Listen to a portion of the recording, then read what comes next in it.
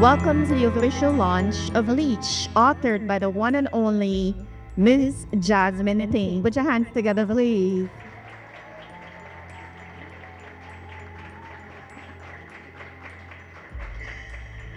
So tonight we're celebrating a literary milestone, not just for Jasmine, but for Guyana, as I hinted earlier.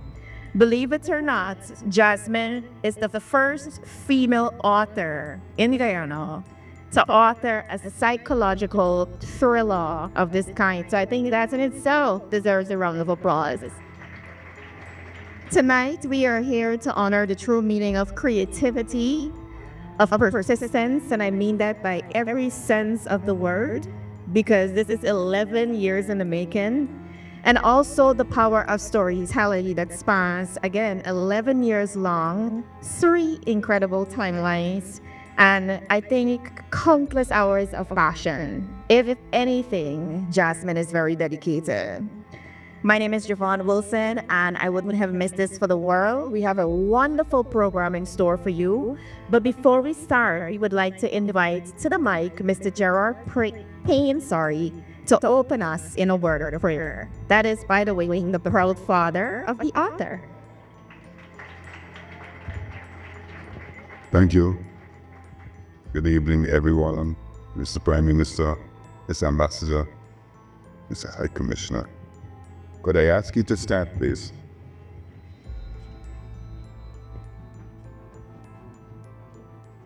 Heavenly Father, we thank you for this evening as we gather together here for the launching of this book, LEECH. Thank you for the author and what you have placed in her heart.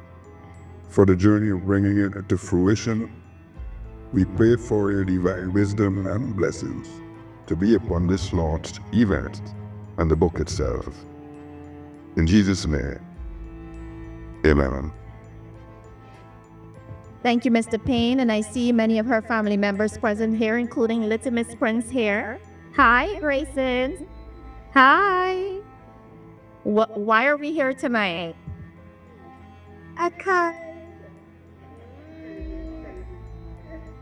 What are we launching tonight? Celebrating Life. Yes! Put your hands together for Grayson, please. So Grayson went over there earlier, and he was like, Granny, I'm the author now. So a little about our author. Earlier this year, I had the opportunity to sit down with Jasmine. And like many of us, as when someone asks you to introduce yourself, that's pretty awkward. And there's so many things that Jasmine could have said. She could have said editor, communication specialist, award recipient, trainer, mentor, mom. But Jasmine simply said that I am a writer, and I've been a writer for as long as I can remember. And I think this perfectly coins the milestone and the moment and the reason that we are here tonight, and that is to celebrate Jasmine, the writer. Put your hands together, please. This is a writer whose journey began in childhood, crafting noveling stories in her notebooks and then passing it along to her classmates. This is a writer who published her first piece at the tender age of 11 years old and who would have won the UNICEF Environmental Awareness Poetry Competition in 1999. This is a writer who went on to earn many degrees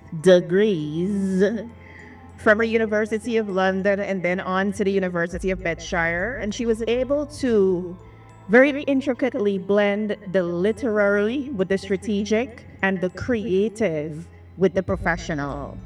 So for over 15 years, and who would imagine Jasmine is anything over 15 years, by the way? Girl math. But for over 15 years, she has built a career in journalism, storytelling, communications, her work appearing in anthologies like Guyana at 50 Women, 50 Years, Gem Magazine. I know she's a little uncomfortable with me repeating all of this, but we have to give Jasmine all of her flowers tonight. That's why we're here, right? All right. So her work also appeared in many magazines. She has trained professionals, mentored many writers across the Caribbean, and in 2025, Jasmine Payne was named one of the most influential leaders of the year right here in Guyana. So more than a leading woman, she is a mom, she is a believer, she is a visionary, and a Guyanese woman who, by every indication, has taught us the importance of finishing what we started, which brings me to the core of why we're here. Tonight is about a dream 11 years in the making. A dream that spans Guyana, New York, and Paris, because in each of these corners of the world, a piece of this story was written. A story that inspires some of the world's most compelling villains, like Hannibal Lecter and Dorian Gray. In Guyana, we call Johnny stories. And yet, we see in this book even parts of Jasmine's own experiences as a writer really intricately woven into it.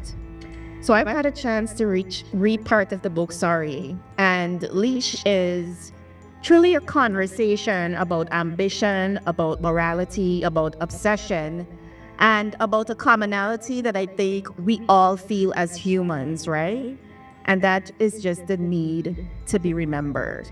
It blends the supernatural with the psychological. And by the way, can we put our hands together because LEECH is also in the room? LEECH is here in full character. I am also proud to mention that... Able, what do you wish? Okay, LEECH. One of the things I really want to make a notable mention about is the fact that this book is also self-published, and that is a rarity in these parts. So I think it's really commendable, and we really do have to put our hands together again for Ms. Jasmaine Payne. Tonight, it's about the launch of LEECH, but it's also about celebrating Guyanese art and about honoring our creativity. And I see a lot of literary giants in the room, so thank you so much for being here as well.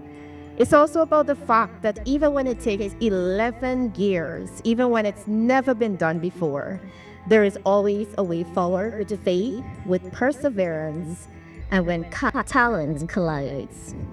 So finally, tonight is about lifting our glasses and our hearts to cheer for a writer who has given us, and I think all of us again, and perhaps the region, the first psychological thriller of its kind, written by a Guyanese female author. Ladies and gentlemen, tonight is all about our newly minted author, Miss Jasmaine Payne. Put your hands together once again.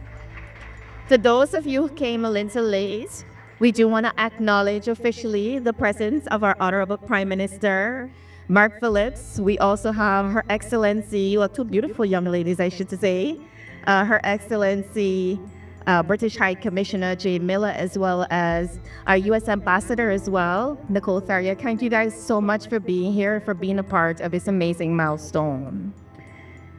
Jada was not necessarily supposed to be the seat just yet. We love her, but for now, I just want to introduce you to the woman of the moment, the mother, the mentor, and now the author, our very own Miss Jasmaine Payne, to give remarks. All right. Good evening, everyone. I've never received so much applause, so please, no more. I wanted to start with a story, of course, and sorry, all protocols observed, and my apologies, nurse. My son, Grayson, he is becoming quite the storyteller. I wonder why. So yesterday, I was bringing him to a cruise school, and he was telling me the story of Goldilocks. And I was amazed because Goldilocks is a little long story because you got to go through all the different rooms that she went in and all that. So he went through all the details perfectly. But what impressed me, I think, was after the end of, because we all know Goldilocks ends at, okay, they chase her out of the house. At least that's the version I know. I don't know if anybody knows another version. But Grayson went on to talk about when she got home. Her mom, she told her mom she was doing mischief. And the mom said, "What? I'm going to teach you about punishment." And then the father and the mother punished her. And she said, "Okay, well, that's what I deserve or something like that. And I was so amazed because in my writing and in my own storytelling and in my operations at home, I was not aware that he was observing me and he was somehow learning from me. And I think I didn't know what to say this evening because I didn't prepare remarks, but I wanted to start with that because this is the first reason why storytelling is important. Because at the end of the day, if you break it down to bare bones, we're here to celebrate a storybook. And somehow that is being translated to this young boy, and as he grows older, we don't know what great things he will go on to achieve, but storytelling will somehow be in his heart. And I think for many of our future generation, I think storytelling is important because it passes on lessons. Because a little bit afterwards, I told him what the lesson of Goldilocks was: don't trouble people's things. And so when he got a little mischievous, I said, do you remember the story of your Goldilocks? And he stopped because he remembered that lesson. And this is the importance of stories. And just the fact that every one of you in here, every one of you whose names I know, who I handpicked to be here, I am so honored to be in your presence. Love you too. I am so honored that you thought it important enough to spend time with me this evening. I won't keep you too long, but what I will say is I put my heart into this story. It's a good story. If I do say so myself, I do have some of my ARC readers, if you know. As Javon mentioned, I self-published this book. But what I wanted to do, if I wanted to present it to persons of a caliber like the Prime Minister, the British High Commissioner, US Ambassador, and my close friends and family, there was a certain respect I have to have for the written word, which I do. I have a respect and a passion for it.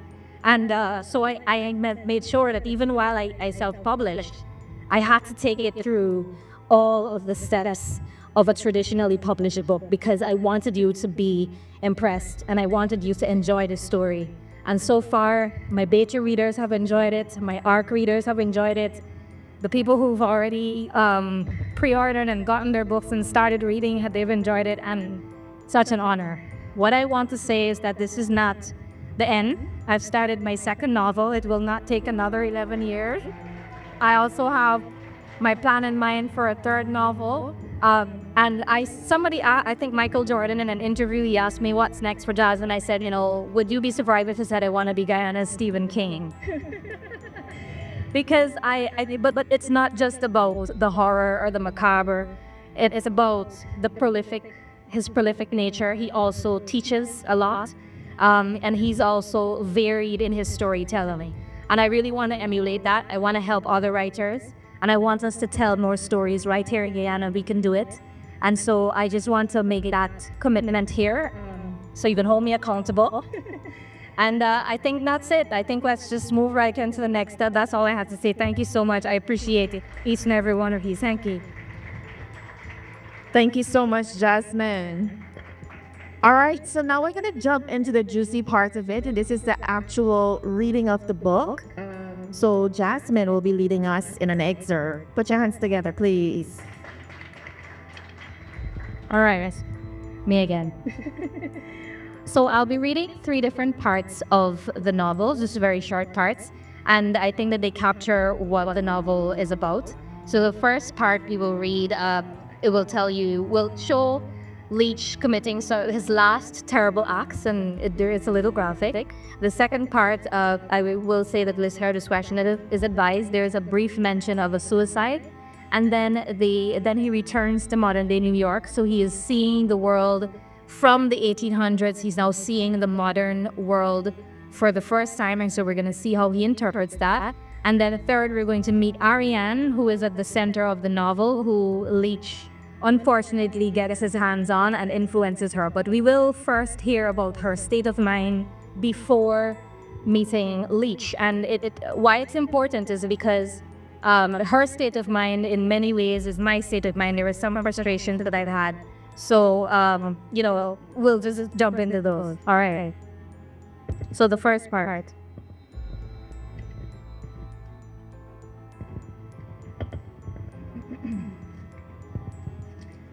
They howled with laughter, not a care for the fact that they were discussing my life. But I took that as my cue. No more waiting. Slowly, I stepped from the shadows, clapping. "Well done, gentlemen," I said smoothly. I can't read in a British accent, I'm sorry. Pretend it's a British accent. They turned in unison, their laughter faltered. "Speak of the devil! Leech!" Whitmore said with that venomous snare. "Come to haunt the stalls?" "I only came to say," I continued, approaching, "that I understand. Fear is a powerful motivator, and you are, after all, small men who have never known true courage." "Don't get clever," Hargrove warned, puffing his cigar. "You're lucky we haven't reported you for all we've been hearing." "To whom?" I raised a brow. "The public thinks I'm a lunatic. You made certain of that a long time ago." They all fell silent for a moment, unsure if I was jesting. "Come now," I added after a beat, adopting a tone of false cheer. "No hard feeling, truly. In fact, I was on my way to the Vulture's flask for a drink. It's just down the road. Perhaps I could buy you all one?" Grimshaw looked to Whitmore, who offered a short laugh. "You've got balls, Leech," bracing close your ears, said Grimshaw. That wasn't what he said. I'm still embracing. "You've got balls, Leech," said Grimshaw. Hargrove narrowed his eyes, and the men looked at each other. "And why would we drink with you? You've just insulted us, called us cowards," said Hargrove. "Because drink is the common ground of men," I said. "Besides, gentlemen like yourselves enjoy tales, and I have one you won't want to miss." Then I turned to Bertram. "Please wait by the carriage." He turned away and the men followed me, half drunk and full of self-importance. We took a slow walk down a cobbled side street. As my boots clicked against the stones, I could feel the weight of the cane in my hand. My father's old ivory-handled walking stick was the perfect accessory for this evening. When we neared a lampless bend just before the pub's orange glow came into view, I slowed. "It was a fine show tonight," I said. Whitmore nodded, then said, "A bit long, but the third act saved it." "I rather enjoyed the end," I said quietly. A sudden silence fell among us. Then I turned and looked each of them in the face, observing their tense bodies, which was almost frozen. I smiled, the slow, lethal smile I had come to perfect when I felt joy for sordid things. The same smile my mother told me to keep in the face of turmoil. Grimshaw did not move fast enough. Still smiling, I drove the cane hard into his throat just as he made a clumsy attempt to duck. It crushed inward with a horrible, wet snap. He collapsed, gurgling, then appeared stunned in place. Hargrove stepped back, raising his arms. "You devil!" he yelled, then turned to Whitmore in mad panic. "He's mad!" "No," I said. "I am angry." Whitmore tried to run on, but I swung the cane low, smashing it into the side of his knee. He dropped with a cry, and I brought the cane down again and again until his face was no longer recognizable. By then, Hargrove was running, of course, but I had planned for that. He didn't get far before I caught up and dragged him into the alley beside Taylor's shop. "I was only following orders, Leech. It wasn't personal," Hargrove begged. "That's the problem," I hissed. "It should have been personal. Then perhaps you would have seen the importance." I silenced him with a stab of the cane to his chest. What a beautiful weapon, I thought as I dried it with my handkerchief. It was no longer merely polished wood. I had reinforced the shaft with a dense metal core, and the tip had been sharpened beneath its ornamental cap. I stood in the alley alone now. The echo of bludgeoned breaths still hung in the air. My limbs were trembling, my hands were soaked in blood, and the cane was splintered at its base. Something warm trickled from my brow, but I couldn't tell if it was blood or sweat.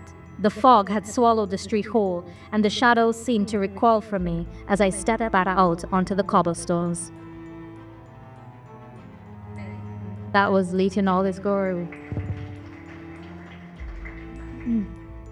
And now, as mentioned, I do have to share a trigger warning for a brief mention of the suicide, so listener discretion is advised. My home was disappearing. With it burned my secret triumphs and my pains, my enemies, my family, my childhood, and my dreams. I glanced up as the ceiling disintegrated and fell on me in a shower of hot, sharp wood. And in that final moment, as I kicked it and screamed my way into death, I thought of Ida and the last words she said to me. Then I wondered, if I had allowed myself a future, could I have found the place that would have enabled me to be truly great? Suddenly, I was present once more. I remembered that moment with unsettling clarity. One instant, I was burned away, traveling from pain into darkness, and the next, I was thrust back into the physical world. The void was a place where time could not be measured, and now the contrast was gut-wrenching, startling even. I'd been torn from that silence and plunged back into the chaotic loudness of life. Immediately, I knew it was a different world, and I was terrified. But was this England? I could not find the cobbled streets or the centuries-old stone buildings. Instead, towering steel and glass reached for the heavens as their shiny facades reflected the teeming metropolis below. In my time, buildings of such magnitude were inconceivable, yet here they stood, testaments to human ingenuity and ambition. Gone were the quaint lamplit alleyways, where horse-drawn carriages clattered over uneven stones. In their place, asphalt roads teemed with a flood of fast and loud automobiles. These sleek and metallic machines zipped through the city with a speed and efficiency that left me in awe. The air, once tinged with the smell of coal fires and damp earth, now carried the sharp tang of petroleum and the acrid scent of urban living. I drifted lower, and the ground rushed up to meet me. People moved swiftly, heads down, lost in their own worlds, tethered to small glowing objects in their hands. Their attire was a far cry from the tailored coats and top hats of my time, a melange of styles and fabrics I could scarcely comprehend. Phosphorescent lights illuminated every corner, advertising goods and services with an overwhelming garishness. The sounds, too, were different. The gentle clopping of hooves had been replaced by the constant hum of engines, the distant wail of sirens, and the murmur of conversations overlapping and vibrating through the very pavement. No, this was not the England I knew. And as I absorbed the loud drawl of these new people's voices, I finally deduced that this was not England at all. This was a new place altogether, a place where the sluggish past had been swallowed whole by the march of progress. And in that moment, I was a relic, adrift in a time that had moved on without me. Put your hands together.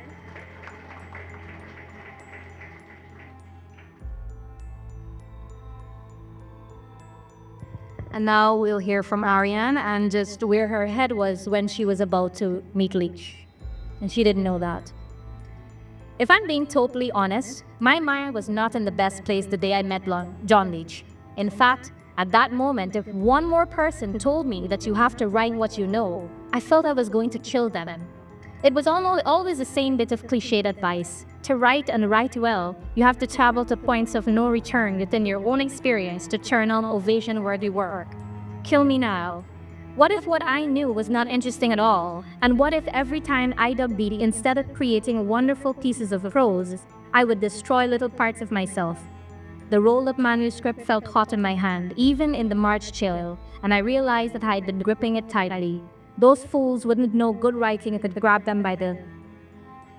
I didn't need to get into their flimsy fellowship anyway. I had stories to tell, and somehow I was going to tell them. But I can hear their sneering remarks. A writer would never write a line like that. Your writing will fail to grasp the interest of the intellectual. It just didn't flow. This sounds derivative, too stilted. This didn't work for me. You need to dig deeper. I imagined the wrinkled faces of each of the panel members folded in pleasure as they scrawled their bits of advice in various parts of my submission. I should have told them to kiss my ass, Grayson. That's what I should have done. But as the head judge handed me my paper and recited that with the most generic collection of words that I was not granted a place in the Young Writers Fellowship, all I did instead was ask for another chance. But they didn't give second chances. There were scores of young writers in line behind me, waiting to be told the same thing. I left the building with Sol and I in a puffed-up chest. Who had given them the power to knight the chosen few with the esteemed title of writer anyway? A few accolades for their antiquated and published work? I had as much passion and grit in me to write as they did. So why must I not be given a chance? Watch it. A harsh blow to my shoulder, bestowed by the ever-impatient New Yorker hustling to some place or the next, called me back to where I was, the little neighborhood of Carroll Gardens. It wasn't grand, but it had the feel of a suburb, quiet with barely anyone in sight except the occasional resident driving in and out, plus that one impatient person who just drove by, of course. Stuck between the Upper Bay and the Brooklyn Queens Expressway, Carroll Gardens was a place quite unlike what you would expect from a Brooklyn neighborhood. Getting out of there would be a task, I realized, when visiting the fellowship's headquarters on the last few occasions during this stupid application process. I'd quickly learned that the nearest train was 10 blocks away, while the B61 buses trickled through the neighborhood almost 20 minutes apart. Engrossed in my thoughts, I decided to wander the quiet streets, a blatant stranger in a part of New York that was not my own. I had nowhere to get to in a hurry. What with life's dreams of perfecting my craft steadily taking a plunge for the worse and all? When the Vanguard Writers Club had turned me down for membership last year, I thought that perhaps my pieces flew over their heads, like the one they mistook for a story about my period. The same story got shunned by the BK Literary Group. Then I remembered submitting and not being selected for the winning Writers' Prize or the Weekly Writers Guild Awards, but I told myself that those contests were highly competitive and guarded by snobby gatekeepers anyway. But thinking about all these things as I walked, coupled with the feedback from the fellowship judges, I was slowly getting a wake-up call that perhaps I'd been missing all the while. What if my professors in school had been patronizing? What if their job was to encourage the students just to get them the hell out of the classroom with a pleasant GPA? Within moments, I had come to the daunting conclusion that there was no way I could write the next great American novel if my writing was deemed nowhere next to the great American standard. All I wanted to do was to tell a good story, but apparently that was a crime punishable by eternal snobbery. Put your hands together. 3 different excerpts read by our author, Jasmaine Payne.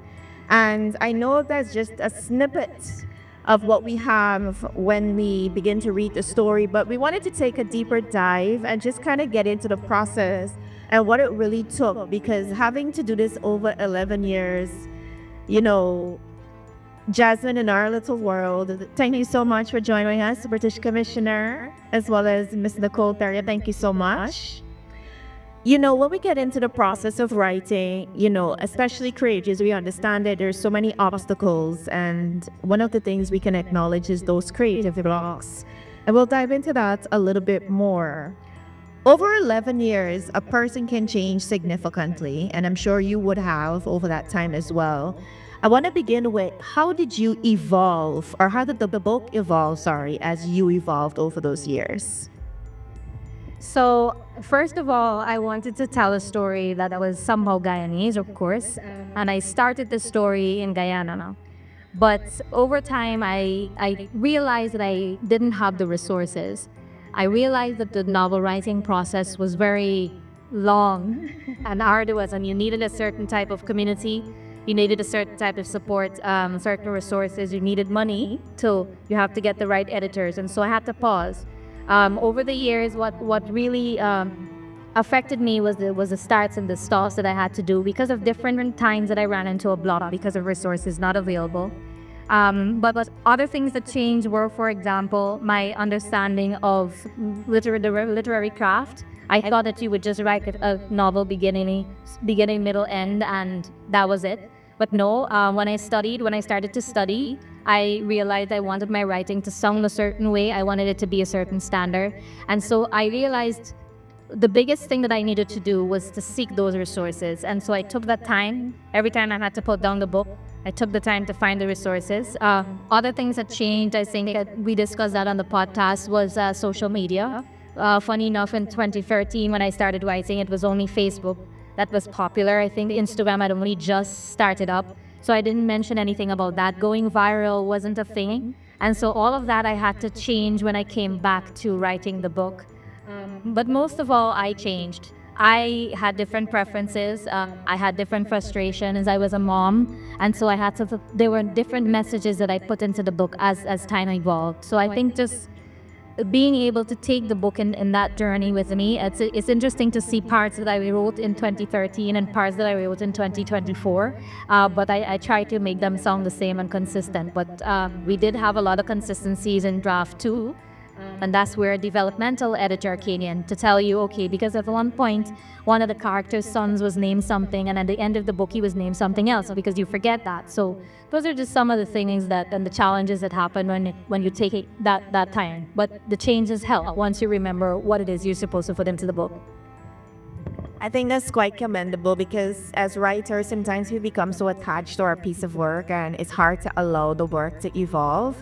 So that's really good. I'm also very curious to know about, why you decided to go the route of self-publishing. Like we acknowledged earlier, it's not the traditional role. And as a result of that, we see so many unpublished books, right? Not just in Guyana, but across the region. Why would you have, or where did you find the confidence to go ahead and publish on your own? And what was that process like for you? Well, it was exactly what you said, Jovan, the fact that many of those stories remain unpublished. And when I got to the end of this book last year, I said, okay, this story has to come to life. But the traditional publishing space, if you know it, is a very tough space. It's also a very subjective space. So as I mentioned, I wanted to take the book through the right channels, and I did approach agents. I did select agents, and those of agents all said that they were looking for stories from women with color, stories from the Caribbean. But then when you submitted the manuscript, they were like, oh, well, this is a compelling story, but it's not for us. This is a great story, but, I can't represent it. And I sat there and I thought to myself, okay, do I sit and I wait on someone else's scrutiny after I took this book through so many steps? And I know, because I've studied and I understand what the standard is. I edit for a living, so I understand what the standard's supposed to look like. Do I sit and I wait on another opinion on my book? You heard Ariane's frustrations. Those were real bits of feedback I've received in my work for different projects. But I know that sometimes I think that there are times when you have to understand that you have done the work, and if no one else will celebrate you, you have to celebrate yourself. So even though self-published works do receive some side-eye from the traditionally published authors, I don't care, because this is my story and I did it to the best of my ability, and I decided to bring it to life in my way. Thank you so much. Bringing it back to the publishing industry locally, though, what would be, as a writer, what would be one thing you think you would want to see changed? Well, of course, first, we would have to understand the copyright industry or the copyright laws, what's required, because you have to protect your work. So we would want to have copyright. I would want to see copyright laws. But more than that, I would like to see community.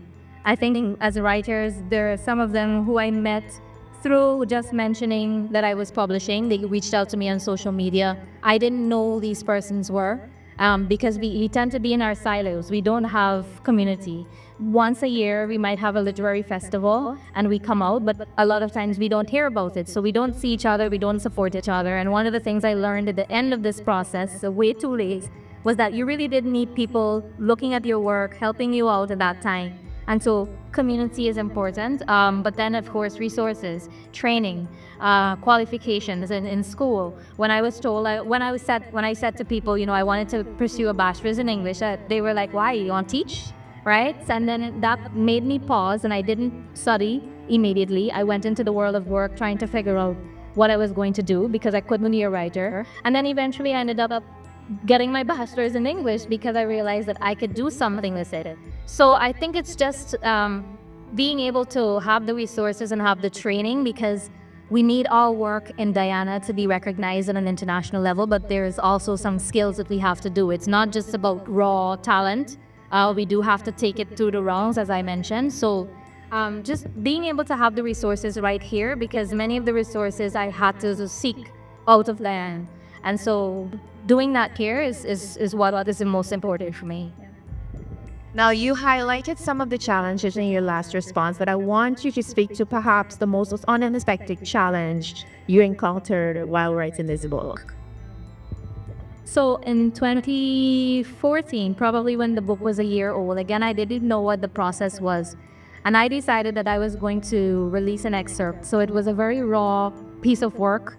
And if you know, writing your book is supposed to go through, or your manuscript is supposed to go through at least 3, 4, 5 drafts. But I was none the wiser, and I put my work out on Facebook, because at the time that was what was popular.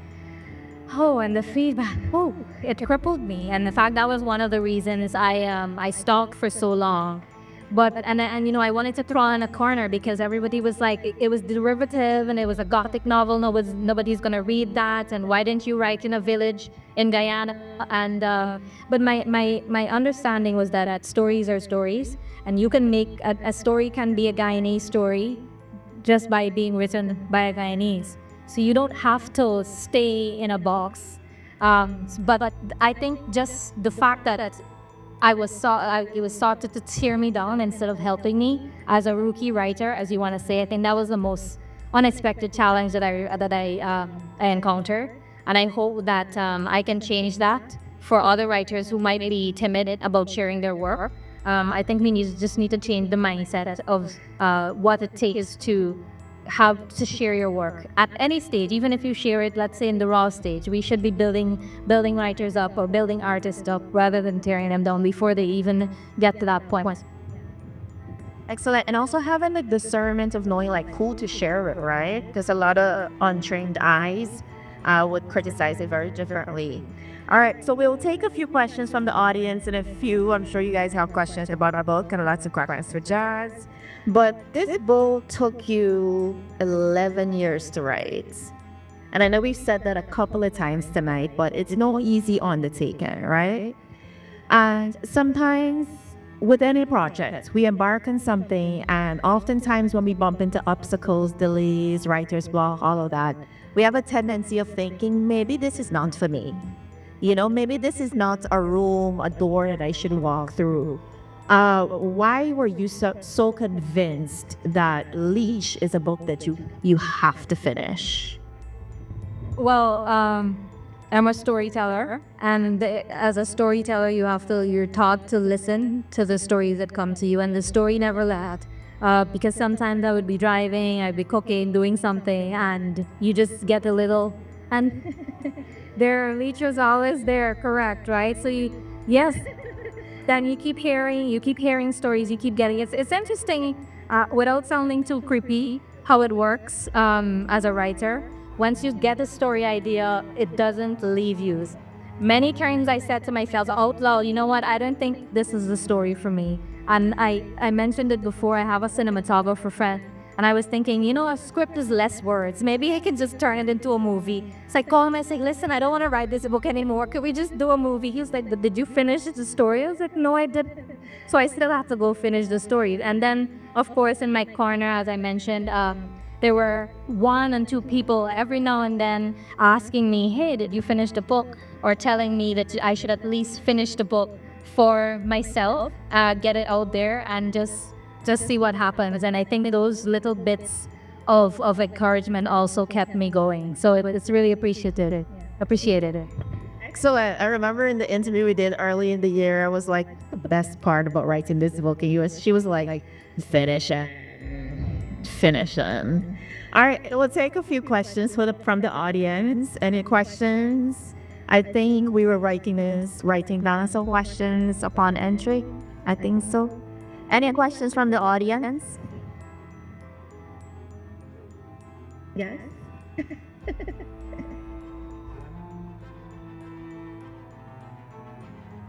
All right, so we're preparing for the social media. Oh, we have a question. Yes.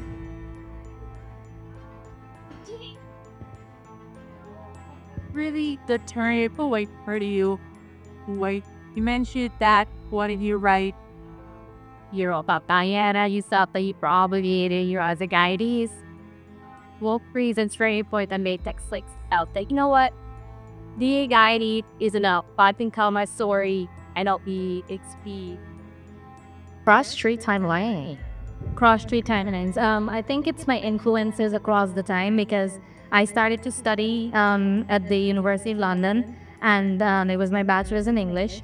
So you're immersed in British literature, and I just fell in love with the language, and I said, okay, I want to experiment with this language. So that was one. So that was the first influence, and then I was spending some time in New York with my parents, and I was listening to their stories as immigrants, the immigrants moving from Guyana. And I thought that that was interesting too. So I said, huh. But then New York also has a very rich literary culture. That's when I was able to join writing groups, go to book festivals, and so on. And I was so inspired. And I realized that I can take the story wherever it is. I can put all of these elements in it, and still it'll be a Guyanese story. And when you read it, you'll see I do have Guyana in there. I do have the migrant experience in there. You know, when your papers come true.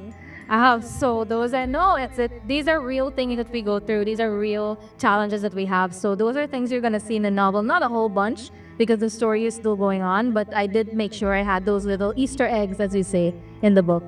Thank you. We have another question. A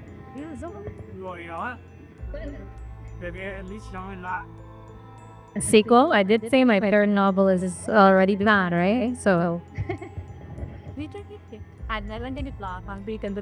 Yeah. So, well, that was actually one of my questions. If LEECH had meant to travel far, even if you don't pretty see worlds, even if you can see characters appearing the other now.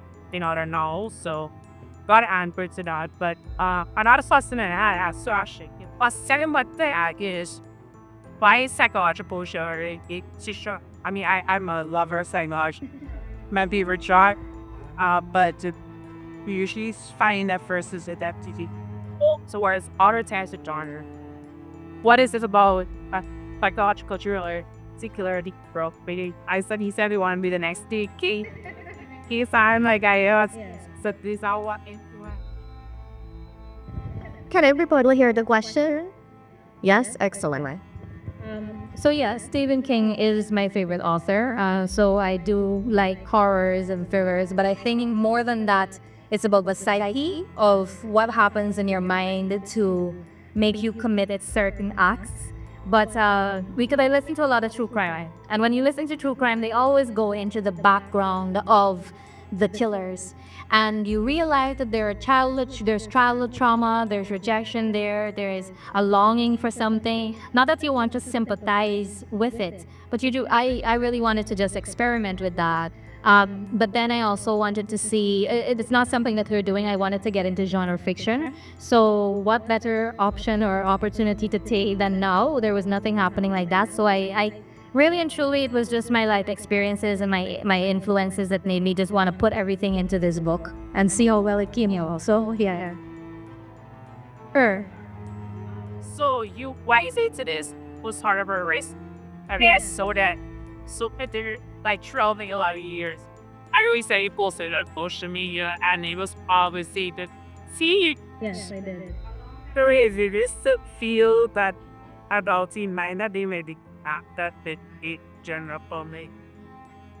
I had no idea how it would be accepted, to be honest. But I think that I have the confidence in myself to be able to market it, and that even if in Guyana we didn't understand it, I would probably try to see if I got the support elsewhere and then bring it home. But it was so heartening to see just the moment I announced this, the number of Guyanese that were just so interested in this, and I just knew that this is why you follow the story. You just continue writing, you just continue pushing through and present your stuff to the world and see who takes it. And sometimes I think wherever you are, not everyone is gonna love it. So just take the risk. And I think it was just my passion for writing. Sometimes when you're just so passionate about something, it doesn't matter what the negativity is, even if you get scared for a bit. So I just kept pushing it. There was nothing else for me to do. Yeah. I believe we have one more question. Sure. Yes? First of all, I would like to say congratulations to Jasmine to do all this stuff. Thank you, Mr. Craig. I want to comment for about years that they read it. Thank you. Is very, very well worth the reading. It's a thriller, but then it is stronger than a thriller, and that is where my question is coming from. Yeah. It is very strong in research, Yes. and kind of a bit of research went into the writing of it. They conduct Victorian England, medical science, psychological, psychiatric science. So my very simple question is, can he say something about all this depth of research that went into the matter. Okay. So when you decide to write a period piece, you have to be authentic. So I think I put myself in trouble in the first place by deciding to write a period piece.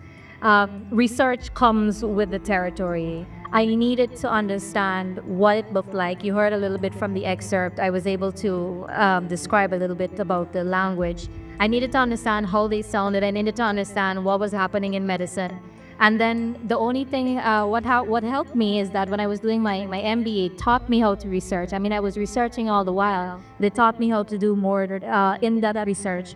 And as I mentioned in the beginning, you know, if I wanted to, if you know me, and I'm a little bit of a perfectionist, and I knew that if I wanted to, especially if I was going to self-publish this book, where there's already a huge amount of scrutiny, I have to do it right. And the only way that you can do that is by investing in the right amount of research. So it came with the territory, and I would have it no other way, because I want you to have a good story and I wanted you to be entertained. And then, so it was necessary. All right. Do we have any more questions from the audience? Yes, we do.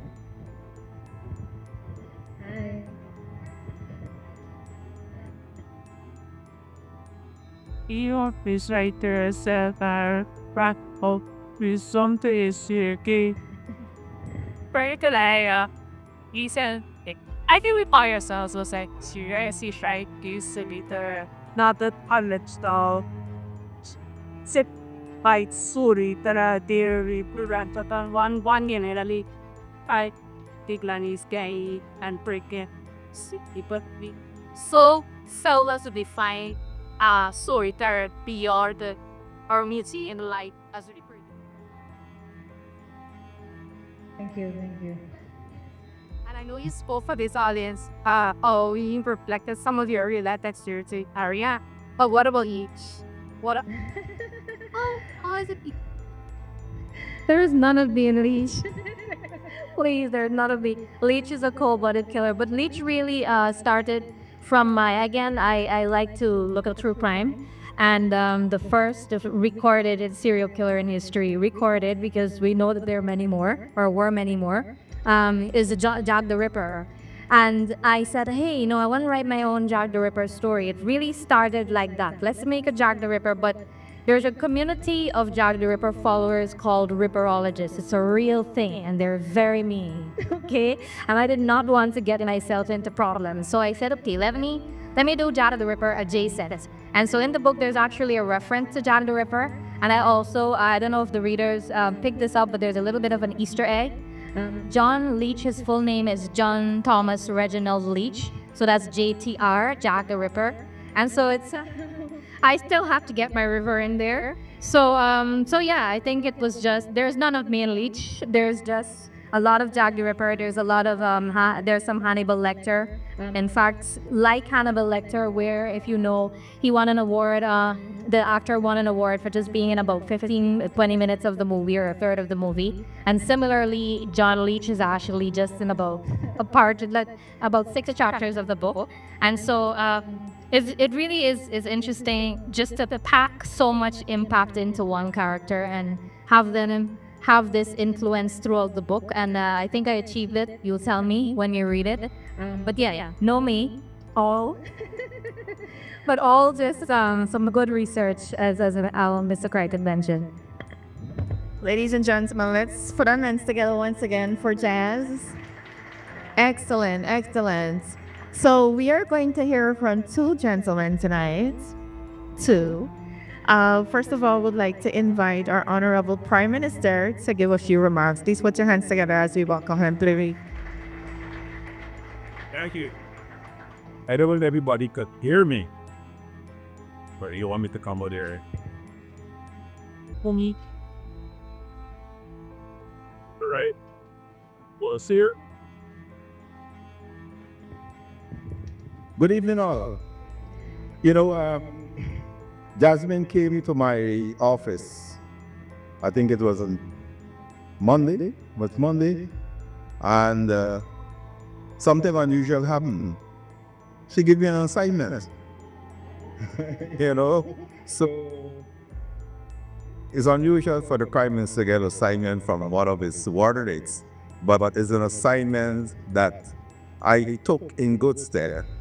And because I know Jasmine for many years, Jerry, of her dad, is my military brother.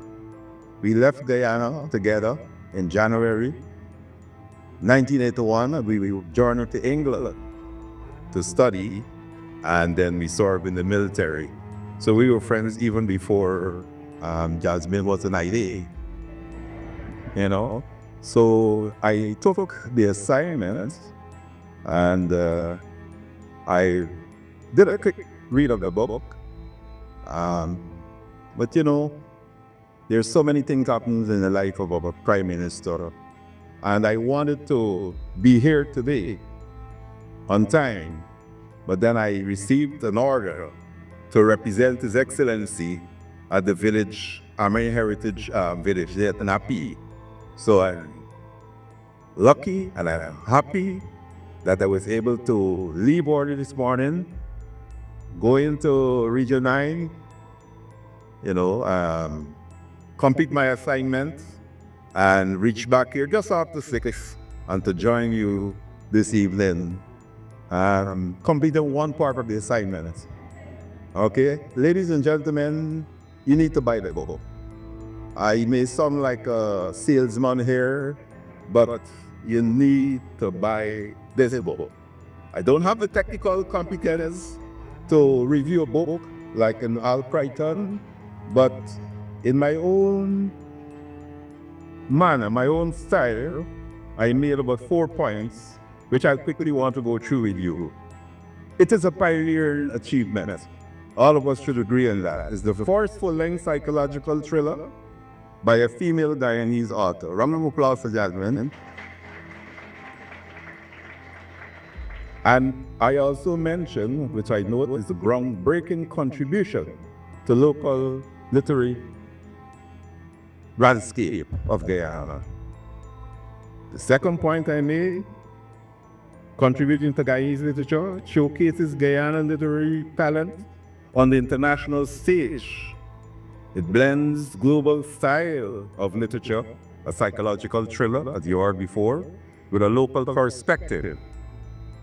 Originality of the story, very important. This is an original story. The protagonist, Ariane Smith, young writer entangled with John LEECH,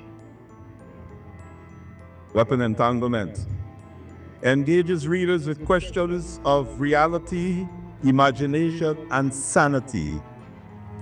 The 4 points, exploration of deep themes, obsession with the faith and recognition, that's the first one. Mental health and self-identity. And thirdly, blurred lines between anti-hero and villain. Style craftsmanship.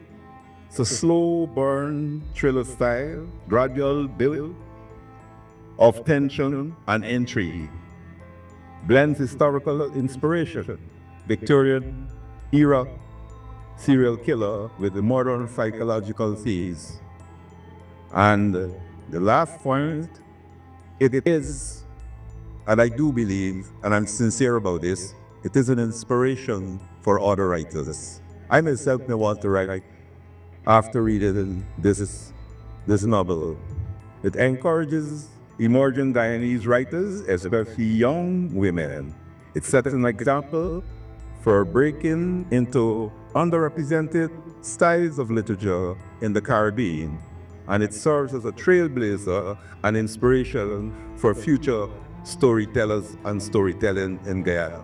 Those are my points. I'm happy to be associated with the launch of LEECH, and you know, Jasmine works for me.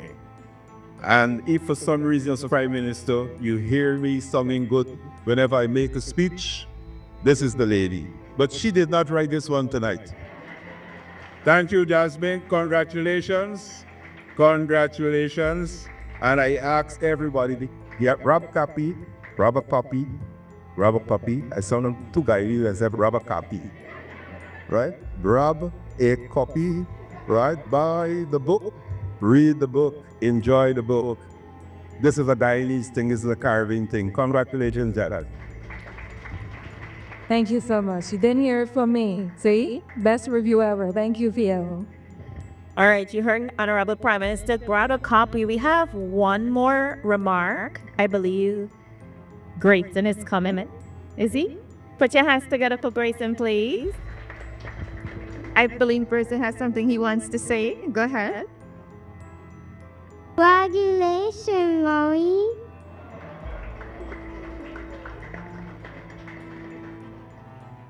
And what else?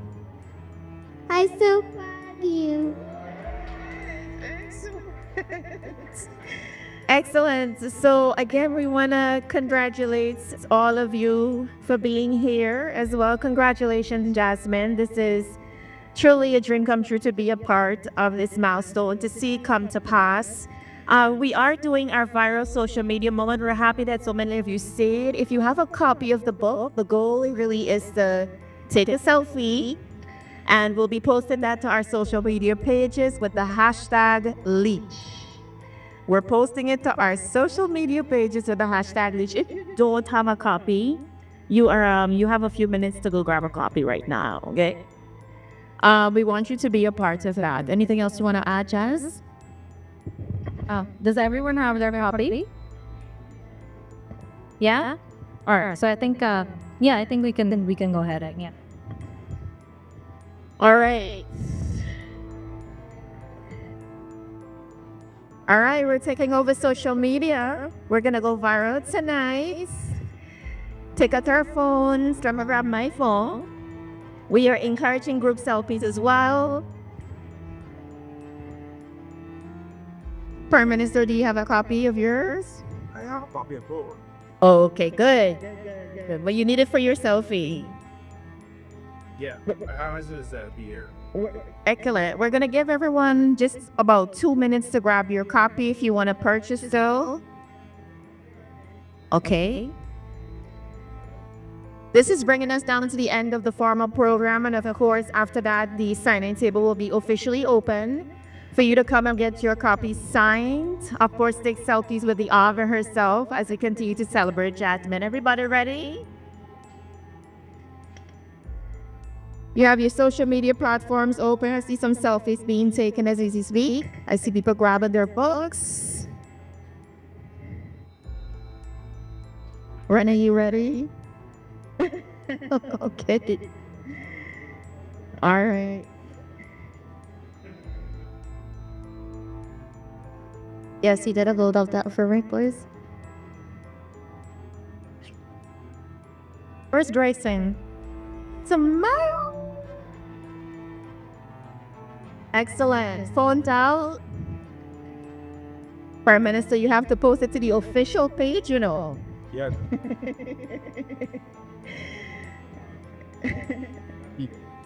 All right. By show of hands, who's taking their selfies already?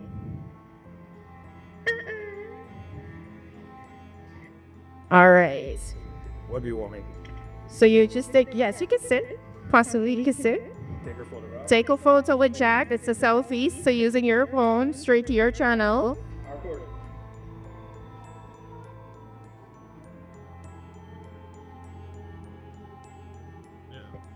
So later on, the marketing team. Let me click. Later on, the marketing team will be looking for your hashtags online, and your photos will be posted to the author's page. As well as we want to encourage you to follow her on Facebook, on Instagram, and all of our social media channels as Jasmaine Payne Author. That's the name of the social channels, okay? Post the selfies, hashtag LEECH, and let me know when you guys are done. Thank you so much. What's the questions?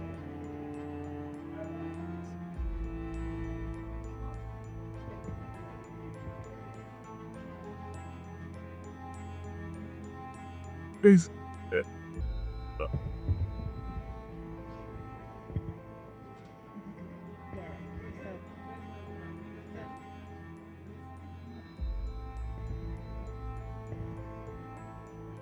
Have we posted our selfies?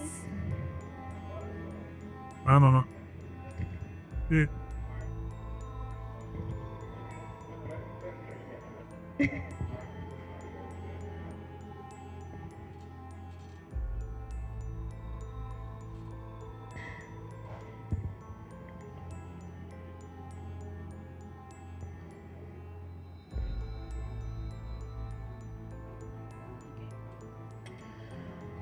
Alrighty, guys. I just want to say thank you again for joining us for the official launch of LEECH.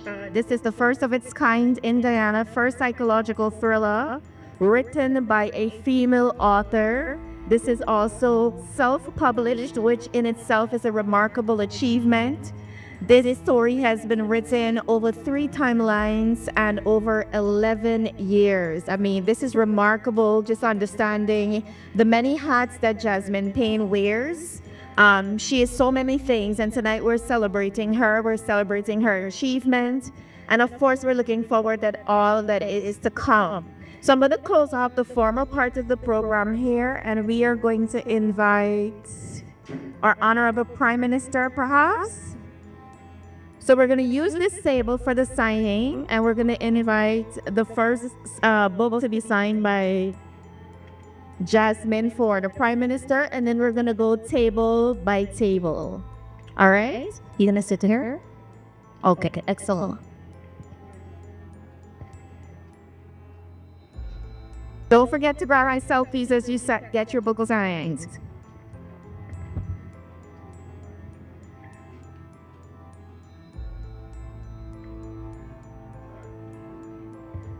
Che